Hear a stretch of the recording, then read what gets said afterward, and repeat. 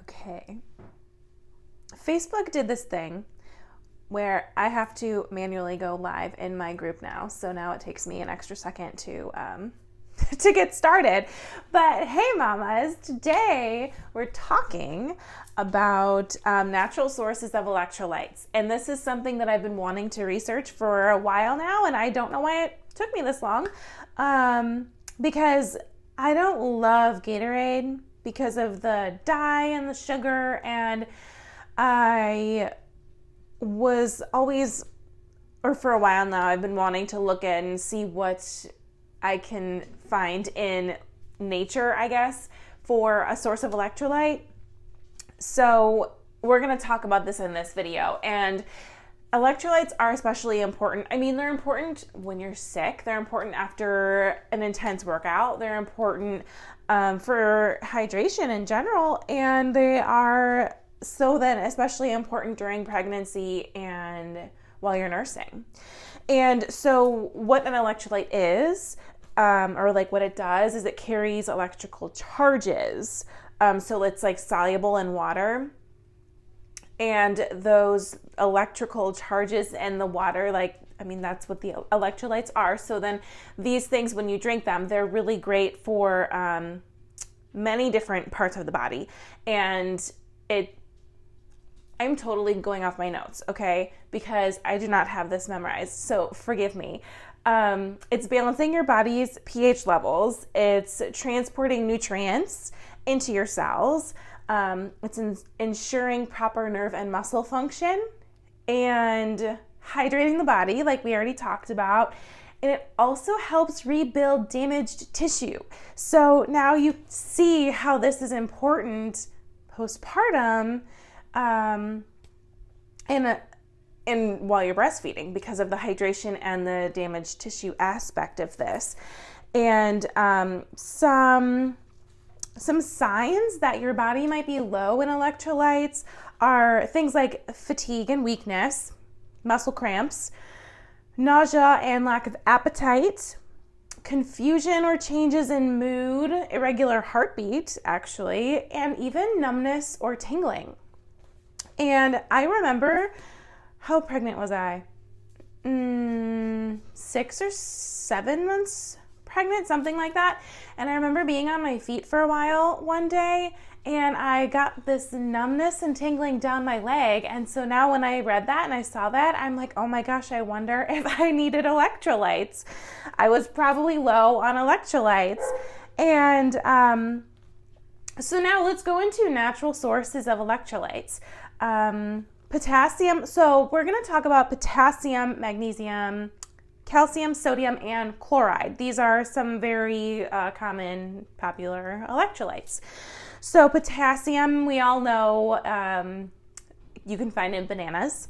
It's also in oranges and sweet potatoes and spinach, which I wasn't planning to say this, but my chocolate protein shake that I talk about, I have spinach in there, and the sweet potato puree that I talk about for babies, sweet potato. So we have potassium right there.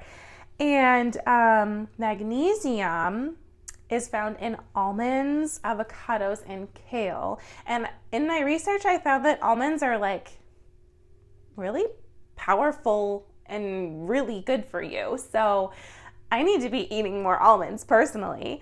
And calcium is not just in dairy. There are non-dairy sources of calcium. So broccoli, sesame seeds, and salmon are very good sources of calcium. And then sodium and chloride kind of go together. They're very similar. Salt is sodium chloride, but there's sodium and there's chloride, and they are both electrolytes. And so sodium, as you can imagine, would be like salt, but you would want the high quality salt, meaning the Himalayan pink salt, and like we're talking sea salt. So the reason that this is beneficial is because it also is a trace mineral. So you will not find normal salt in my cooking at all. I'm gonna because I'm an honest person, I will tell you, I do have like iodized salt in my cabinet that has just been sitting there, and I don't even really know why it's there. I don't even really know why I have it. I never use it. It's been there. It's been sitting there for years. I always use sea salt in my cooking, in everything. If I'm going to use salt, I go for the sea salt. And so then chloride, sources of chloride outside of the Himalayan pink salt and the sea salt would be seaweed, celery, tomatoes, and olives. So, which, like, no surprise there because olives are salty. So, that is the video for today. So this is why we need electrolytes. These are other places to find electrolytes in your food.